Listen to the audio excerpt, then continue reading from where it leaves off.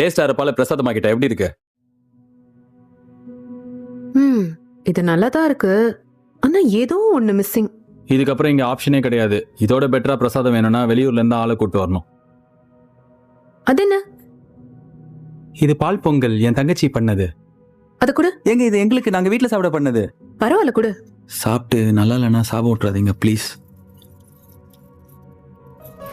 இது சூப்பரா இருக்கே. இதுவும் பால்ல பண்ணது தானே?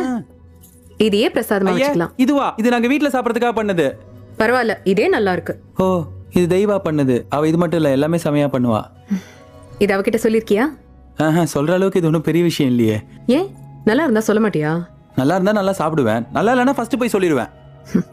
நீ மட்டும் இல்ல, எந்த ஆம்பளையும் வீட்ல இருக்கிற பொம்பளைங்க என்ன பண்ணாலும் பாராட்டுறதே இல்ல, குறை மட்டும் சொல்லுவீங்க.